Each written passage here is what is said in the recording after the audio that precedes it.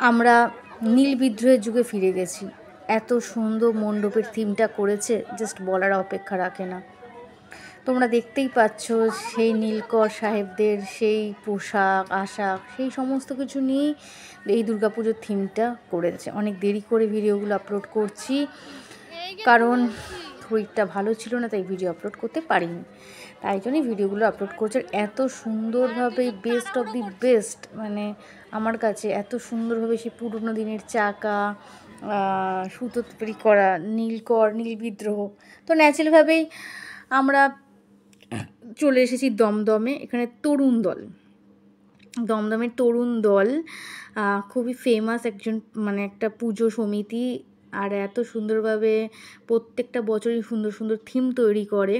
তো সেই তরুণ দলের পুজো দেখতেই আমরা এখানে চলে এসেছি। তোমরা দেখতেই পাচ্ছ এখানে পন্ডসের এখন নানান ধরনের ব্র্যান্ডের অ্যাড আছে এখানে। তো এখান থেকে হাঁটা শুরু করেছি আমরা। তো শুরু করতে করতে হাঁটতে হাঁটতে আমরা যাচ্ছি, জাস্ট এন্ট্রান্স নিয়েছি, এন্ট্রান্সের সঙ্গে সঙ্গে আমরা হেঁটে হেঁটে চলেছি। আর গেছিলাম হচ্ছে সপ্তমীতে। তো তো নানানভাবে আমরা অনেকটা হেঁটেছি। আর অনেক দূর থেকে, যেহেতু দমদমের এই প্রথম আমি পুজো পরিক্রমা করতে গেছি। আচ্ছা, যারা যারা আমার ভিডিওতে নতুন তারা প্লিজ চ্যানেলটাকে সাবস্ক্রাইব করে পাশে রাখা বেল আইকনটিকে প্রেস করে অল করে দাও। এখানে তোমরা দেখতেই পাচ্ছ সব পুরনো দিনের সমস্ত কিছু বই, সমস্ত কিছু নিয়েই এখানে মণ্ডপটাকে সুসজ্জিত করা হয়েছে। আর যেহেতু আমরা একটু দিনের বেলায় গেছি তাই ভিড়টা একটু কম, রাতে প্রচুর প্রচুর ভিড় ছিল। দেখতেই পাচ্ছ নানান ধরনের মানে নীল চাষ, তারপর কার্পাস শিল্প, এই সমস্ত কিছু দেখতে পাচ্ছ এখানে।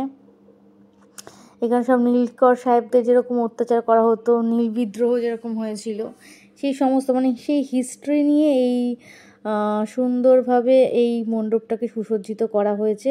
আর আমার ভীষণই ভালো লেগেছে। এখানে ড্রেস আপগুলো দেখো, ড্রেসগুলো দেখো অনেক সুন্দর, মানে যে নীল রাজারা যেরকম ড্রেস পরতো সেই হিসেবেই ভিডিওটা। তো দেখতেই